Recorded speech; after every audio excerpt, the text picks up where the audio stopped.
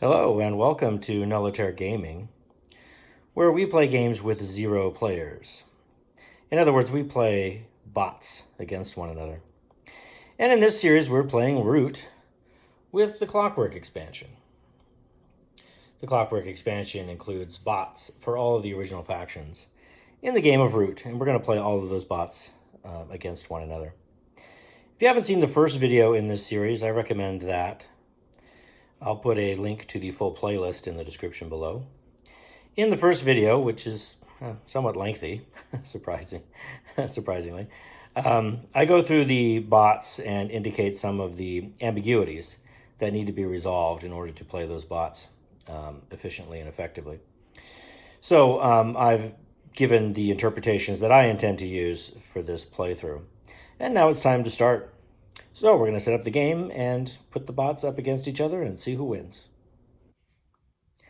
Before fully setting up the game, I want to introduce you to this document I made called Root Nullitaire Key References. Basically what I did is I took this key references player aid from the back of the Law of Root, which I find to be a really nice companion for playing Root. It gives you a quick rundown of setup, for example, and then tells you how to do the basic actions, craft, move, and battle in the game. All right, but these are modified, some of them substantially, in a game with bots. And if we're playing Nullitaire, we're playing with nothing but bots. So I've rewritten these key references for Nullitaire play. For example, craft is much, much simpler in Nullitaire play because bots don't use crafting pieces. They always score 1 victory point. They don't craft persistent effects. Okay, so it's much simpler than crafting in the regular game. Move is, that's pretty much the same. Battle is slightly different because there's no ambush possible with bots if we're playing with just bots. And so that's missing from the Nullitaire version. Also, when dealing hits, bots always prioritize tokens over buildings. Okay, so that's another change. Okay, and on the back of this document is the setup. Okay, which is substantially different from the setup here. For one thing, bots don't have a hand, so they don't get cards. Okay, but instead they have to choose difficulty and traits and things like that. All right, so I've rewritten the setup also for strictly Nullitaire play. All right, now I may refer to this document throughout the playthrough, so I wanted to introduce it before we get too deep into the actual play. All right, let's set up the game. Okay, so the game is set up. I want to talk through a few things before we actually get into gameplay. So the first thing is that the dominance cards have been removed from the deck. They're removed in the solitaire version, playing against one bot, so I reason that they should also be removed in Nullitaire play. And that makes sense. The bots can't play those cards, so we might as well remove them. Another thing is that the difficulty here is set to default. Okay, so we're going to play the default difficulty. I don't see any reason to ratchet up the difficulty because all the bots get get more difficult as you move it up. So there's no reason to adjust the difficulty. But we're also going to play with all of the traits. I think it makes the game much more interesting to have all of these traits into play. So I have them positioned around the board in various places. The way I have them positioned is down here on the front, I put the traits that I need to keep in mind at all times. The traits that are relevant even on other bots' turns. Okay, so these I need to keep in mind all the time. Whereas the traits that only matter on that bot's turn, I keep those cards right next to the faction board for that bot. Okay, so that's why they're kind of spread out the way they are. This makes it easier for me to track everything because I only need to keep in mind these 6 cards all the time. I need to remember these all the time. The other ones, when it's not, say, the Eyrie's turn, I don't really need to. I can safely ignore those 3 because those are only relevant on the Eyrie's turn. Okay, so that's why I have them set up the way that I do. Okay, now I also have the key reference sheet over there, which I may refer to from time to time. I randomly assigned the order. So they'll go from this side around and back to this side and then back around. So the Marquis will be first, then the Automated Alliance, then the Vagabond, then the Electric Eyrie. Okay, and the Marquis set up first, and the keep went into clearing 2, and 3 buildings were randomly assigned to that space and the 3 adjacent spaces. So a sawmill went into 2, a recruiter in 6, and a workshop in 10. Okay, by the way, the numbering of the clearings, the priority markers, I've noticed something about them that's interesting. They actually go in a spiral pattern, which I think is kind of clever. So watch. You spiral around the board. 1, 2, 3, 4, 5, 6, 7, 8, 9, 10, 11, 12. So it makes a big spiral all the way into the middle. The result is that the higher priority, that is the lower numbers, are toward the outside, especially the corners, and the lower priority, that is to say the higher numbers, are toward the inside. Pretty clever. Okay, so that's where the Marquis ended up setting up. That means the Eyrie is in the opposite corner with their 6 warriors in a roost. The Automated Alliance starts off completely off the board. And the Vagabond goes into the clearing that has, the forest that has the most clearings adjacent, which is this this forest right here, which has 5 clearings adjacent. Okay, and that's the setup. All right, Mechanical Marquis is first. Let's get going. So starting with the Marquis 2.0, Birdsong, reveal an order card. Done that, it's a mouse. And it does have a craftable item on it. So they're going to craft that item if it's available, and it is. They'll craft that. Okay, don't need any craft pieces or anything like that. They simply get 1 victory point for doing that. Okay, on to daylight. It's not a bird card, so we're just in regular daylight. Battle in each ordered clearing. All right, so Marquis is going to battle in each mouse clearing. Right now, of course, the Marquis is with no enemies, so there's no place to actually battle. Next up is Recruit. 4 warriors evenly among ordered clearings you rule. If you rule 3 such clearings, place the 4th warrior in such clearing of highest priority. The Marquis rules all of the mouse clearings, so simply put 1 warrior into each mouse clearing. That's 2, 11, 7, and 9. Next up is Build. Build a building in the clearing you rule with the most Marquis warriors. Place a sawmill for a fox order, a workshop for a rabbit order, or a recruiter for mouse order. Okay, because it's a mouse card, we will place this recruiter. The clearing with the most Marquis warriors is, of course, clearing 2, so the recruiter went there. Next up is Move. Move all but 3 of your warriors from each ordered clearing to the adjacent clearing with the most enemy pieces. There are no clearings with more than 3 Marquis warriors, so there'll be no movement. However, we now need to keep Blitz in mind. This trait it says, after you move, find the clearing you rule of highest priority with no enemy pieces. Move all but 1 warrior from that clearing, then battle in the destination clearing.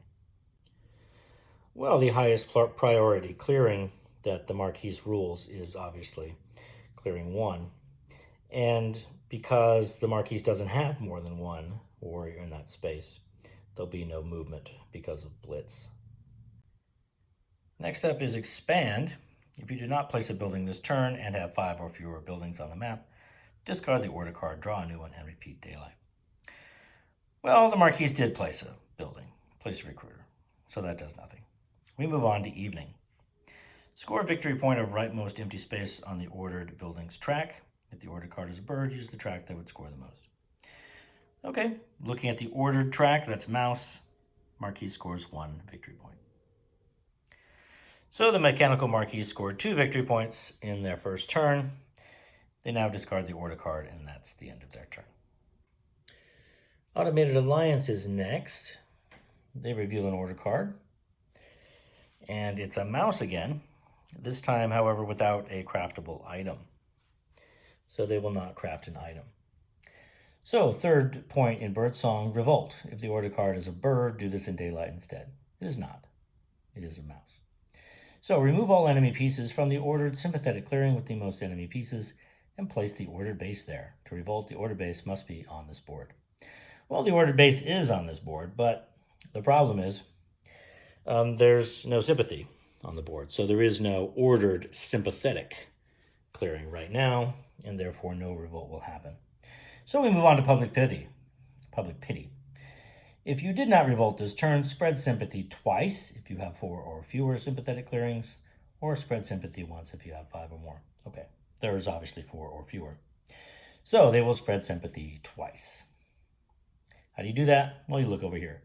Place a sympathy token in the ordered unsympathetic clearing with the fewest enemy warriors adjacent to any sympathetic clearing. Well, they obviously can't do that because there aren't any sympathetic clearings, so there are none adjacent to sympathetic clearings. So we go to no such clearing. Instead, place a sympathy token in the clearing with the fewest enemy pieces.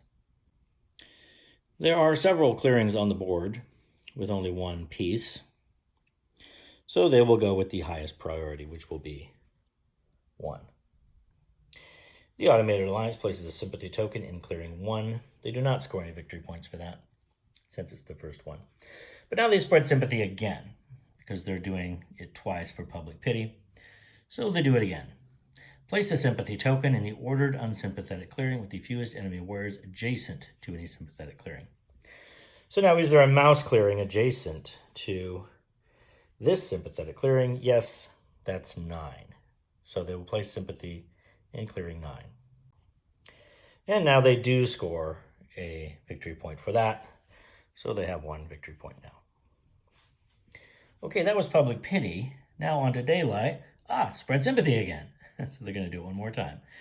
Place a sympathy token in the ordered unsympathetic clearing with the fewest enemy warriors adjacent to any sympathetic clearing. So now, are there any mouse clearings adjacent to these 2 clearings? There are not. Okay, so we go to no such clearing. Instead, place a sympathy token in the clearing with the fewest enemy pieces.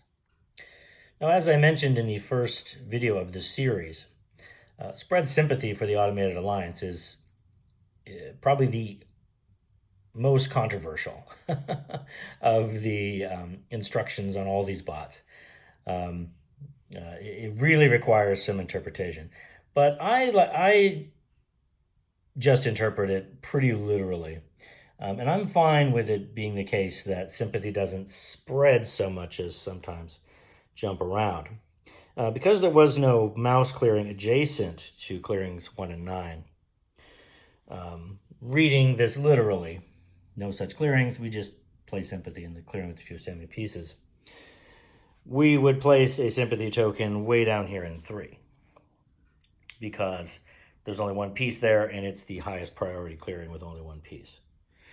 So it looks like sympathy doesn't so much spread as sometimes jump across the board. I'm totally fine with that. I don't think it matters too much to the way Automated Alliance actually plays. So that's just the way I do it, to try to keep as literal as possible to what's stated on the board. Okay, so Automated Alliance will now place a sympathy token in clearing 3. They get 1 victory point for that, which brings them up to 2 victory points. Okay, now on to Surprise Revolt. The order card was not a bird, so we skip that. On to Evening. Organize. In each clearing with a base and 3 or more Alliance warriors, remove all Alliance warriors there and spread sympathy. Well, there are no bases yet. Recruit. Place a warrior in each clearing with a base. Again, there are no bases. And discard the order card. And that's it. But Wildfire. At the end of Evening, Spread sympathy. Do not score points for placing this sympathy token. Okay, so we spread sympathy once again, but no victory points for this one. Place a sympathy token in the ordered unsympathetic clearing with the fewest enemy warriors adjacent to any sympathetic clearing. We already know there's no mouse clearings adjacent to 1 and 9, but maybe there's a mouse clearing now adjacent to 3. Yes, 11. Oh, and 7. Those are both mouse clearings, so they will go with the higher priority, which is 7. They do not score any victory points for that. And by the way, they would prioritize whichever one had the fewest enemy pieces, but they're tied in that regard, so they go with the highest priority, which is 7. Okay, that's the end of the Automated Alliance's turn. Vagabond is up next. Birdsong, reveal an order card. This time it is a fox card, and it does have a craftable item, which is available. So Vagabond will take that and gain a victory point. Now slip. If you have 2 or fewer undamaged items, move to a random adjacent forest, then go to evening. Okay. Does not have 2 or fewer undamaged items. I'll skip that.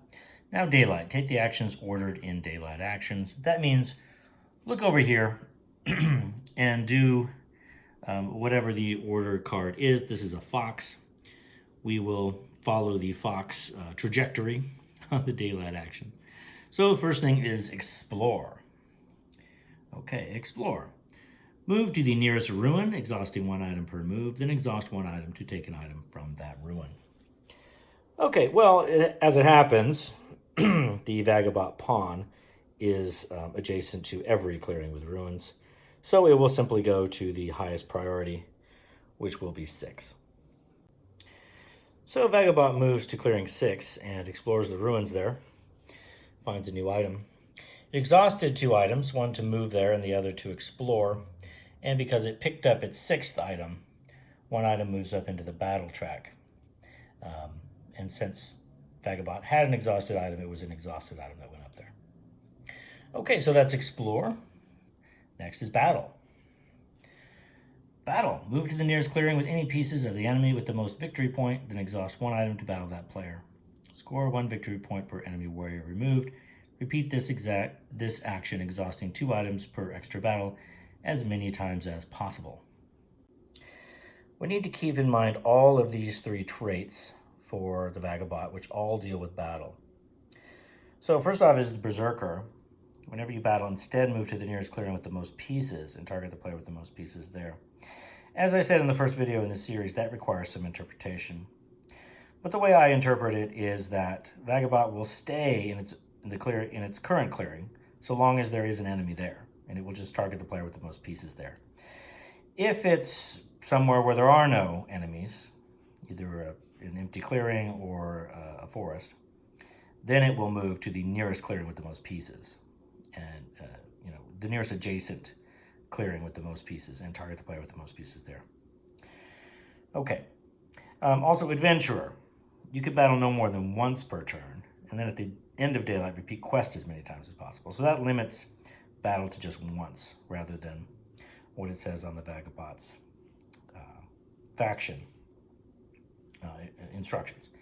And also Marksman. At the start of battle's attacker deal an immediate hit. So that all means that Vagabond will simply battle the Marquis in clearing number 6. And the first thing it's going to do is use Marksman to deal a hit and eliminate that warrior immediately. And Vagabond scores a victory point for removing warriors. Okay, and now it will roll to attack that recruiter. The roll is a 3-2. The way I like to resolve battle, in keeping with the key references, okay, is to place the dice on the board next to the faction who rolled it. The higher number goes to the attacker, usually, except in the case of the Automated Alliance, because it has veterans in play. Anyway, this is the way I do it. And then I reduce that number if necessary, depending on the number of warriors that are in that area. So, for example, Marquis rolled a 2, but doesn't have any warriors, so can't deal that many. It can only deal 0 hits.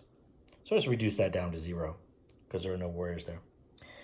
The Vagabond plays a little bit differently because because the pawn does not determine how many hits it does. So instead, compare it to maximum rolled hits, which right now is at 2.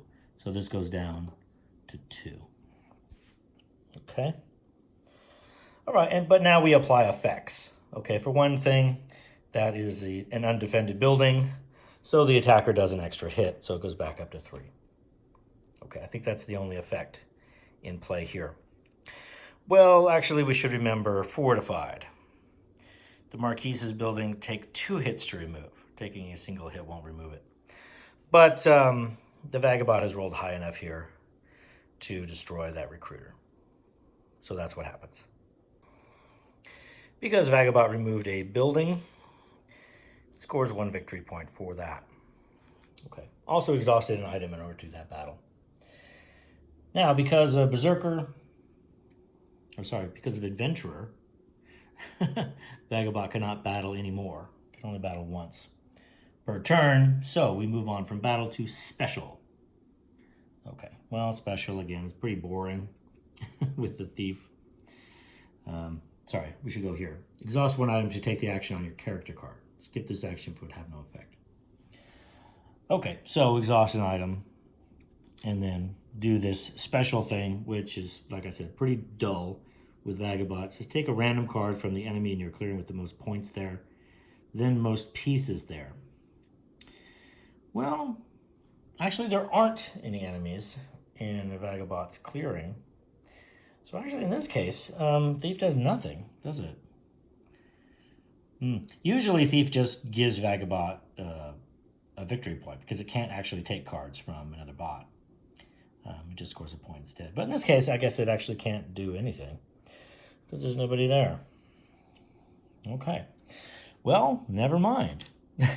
Don't exhaust that item because it tells us skip this action if it would have no effect. Okay, so that's the end of daylight actions. So now Adventure comes into effect. At the end of daylight, repeat quest as many times as possible. So quest, move to the nearest clearing matching the quest, then exhaust any 2 items to discard the quest and score a victory point. Then replace the quest. Okay, well the quest right now is Rabbit. And Vagabond is in a fox clearing. So it would move to the nearest Rabbit clearing, which is 3 down here. Okay, so we'll exhaust 1 item to move down to 3, and then exhaust 2 items to do the quest. So Vagabond exhausted 3 items to succeed at the quest, scored another victory point, is now up to 4, and drew a new quest, which is now a mouse. Okay, so that's the end of daylight for the Vagabond. We move to evening. If you have any damaged items, refresh 4 undamaged items. If you have none, refresh 6 instead. Okay, there were no damaged items, so Vagabond can refresh up to 6 items. So I had a question about whether or not an item on the battle track could be refreshed, because that was an exhausted item. And in the rules, it seems like it can. I mean, here's the rules for battle track. At the end of this, it says items on the battle track cannot be exhausted, but they can be damaged. It doesn't say anything about whether or not they can be refreshed. So I take it that they can. So Vagabond refreshes up to 6 items here. So that includes the one on the battle track. Next up is repairing items. It says if you are in a forest, repair all items. If not, repair 1 item. Repair unexhausted before exhausted items. Well, Vagabond doesn't have any damaged items. Also, we should keep in mind for a future reference that Berserker also says that Vagabond gets to repair an extra item in evening. Okay. So that's not relevant this time, though. Now discard the order card, and Vagabond's turn is over. Electric Eyrie's turn now. So with Birdsong, reveal an order card. This time it's a bird card, which does have a craftable item. So they will craft that for a victory point. And now that bird card gets added to the decree, the third point in Birdsong. Okay, now it's time to resolve the decree. So recruit for each column with at least one card from left to right, then move in that way, then battle in that way. Okay, so we go from left to right across the decree, starting with recruit, then we do it for move, then we do it for battle. All right, well, there's only one column. It's got 3 bird cards in it, so this should be pretty straightforward. So first, recruit warriors equal to cards in this column in a matching clearing with a roost.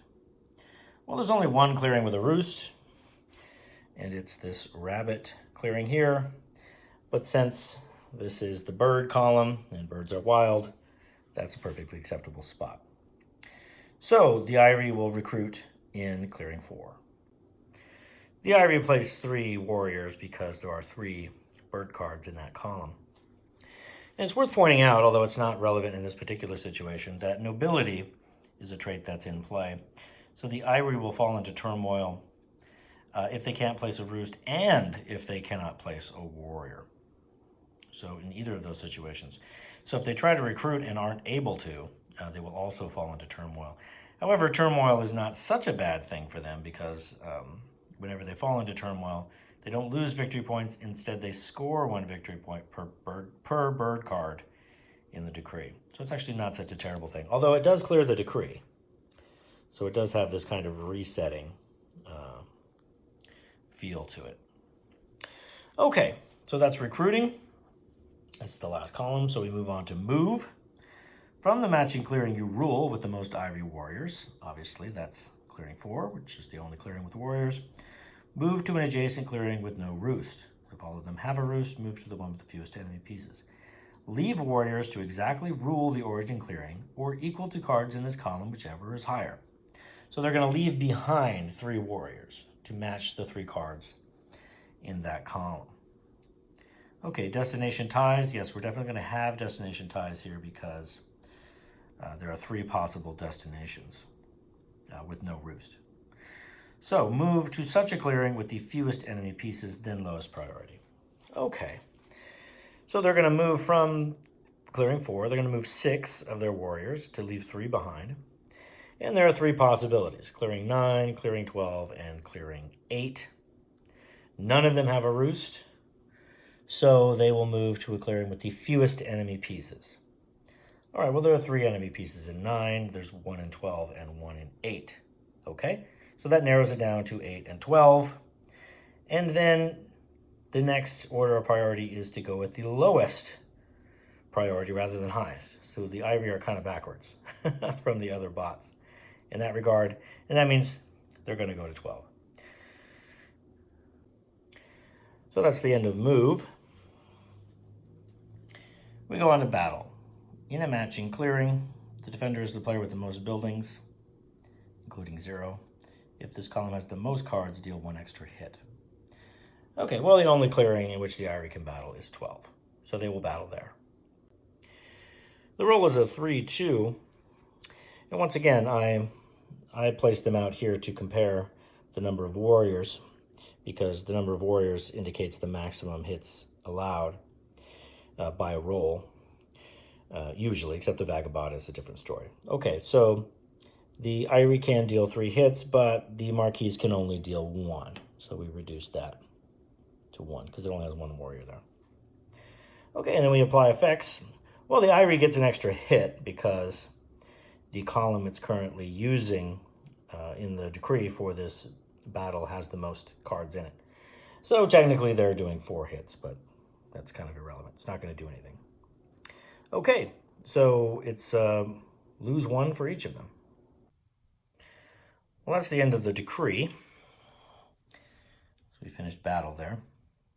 And now we need to look at relentless. After resolving the decree, remove all defenseless buildings and tokens in any clearing with Eyrie warriors. That is pretty relentless. But right now, there are no defenseless buildings or tokens in any of the clearings with Eyrie warriors. So that does nothing. Okay, so we move on to build. Place a roost in the clearing you rule of highest priority with no roost. If you cannot place a roost, you fall into turmoil. Well, they can place a roost. They're in clearing 12. There we go. Okay, and that's the end of daylight, which means we have to now look at swoop. At the end of daylight, place 2 warriors in the clearing of highest priority with no Eyrie pieces. Well, that's clearly clearing 1. There were no Eyrie pieces there, and there's no higher priority clearing, so the Eyrie put 2 warriors in clearing 1. That's the end of daylight now, so we move on to evening.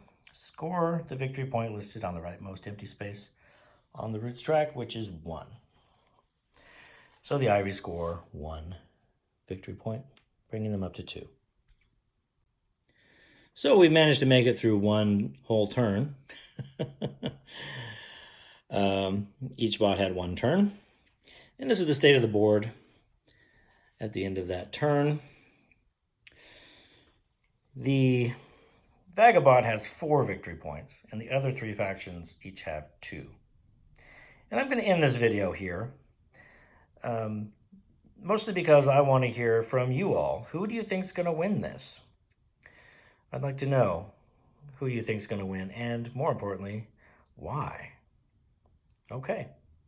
Well then, I'll see you next time. Bye for now.